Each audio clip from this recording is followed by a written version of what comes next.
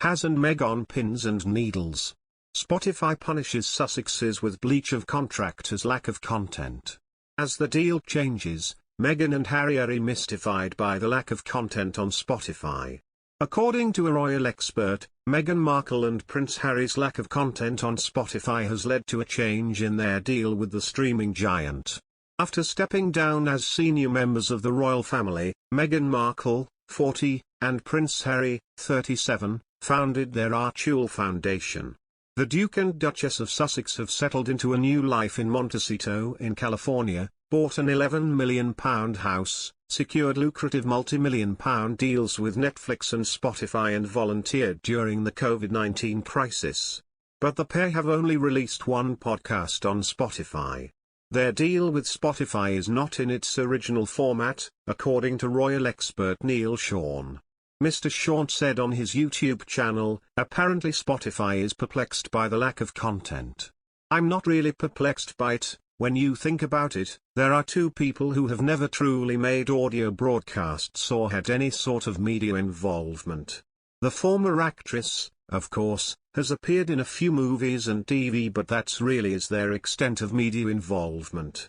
What's interesting to note is there have been some false stop-starts, but it does appear Spotify is saying, where is the content?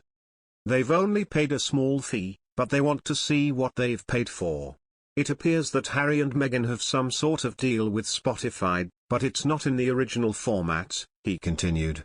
It appears the plans are now on an ad hoc basis, so it makes it more enthralling. While there's still a deal, there's nothing concrete about a regular broadcast.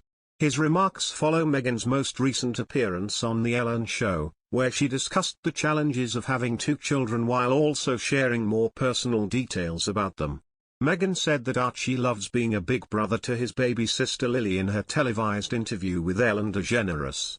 After sharing a picture of the 2-year-old feeding chickens while wearing yellow wellies in their home in Montecito, California, Meghan said Archie loves to dance.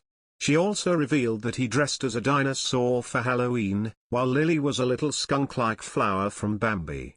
The former actress' high-profile appearance comes 8 months after the Sussexes' tumultuous interview with Oprah Winfrey, which sparked a royal family crisis. Shockingly, Spotify may end their £18 million deal with Prince Harry and Meghan Markle after their first podcast did not gain mainstream popularity. According to media lawyer Ian Penman, the streaming giant overestimated the couple's popularity after their first and only podcast episode failed to impress. It would not be an unfair assumption that perhaps their popularity was not as great as maybe they or indeed Spotify initially felt, he said. I think you could draw a conclusion that if Spotify haven't exercised the option on the next episode of the podcast, then maybe they did not have the popularity that either Meghan and Harry expected or indeed Spotify anticipated. He added that Spotify could look into backing out from their contract if they no longer wish to produce more content with the Duke and Duchess of Sussex. He told Express.co.uk, it's famously the case in music deals, this goes back decades, that when people talk about a large deal, like Robbie Williams signing a deal for £15 million or something, it does not mean he gets £15 million on day one. So the problem you have here, I would imagine, is that when they talk about an £18 million Spotify podcast deal, it probably means that they have signed their first product, in this case a podcast. They then have many options for further products. All those options are in Spotify's favor. Make no mistake, they're not in Meghan and Harry's favor.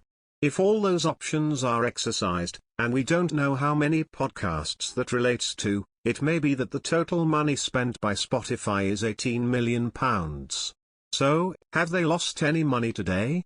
Probably, not a penny.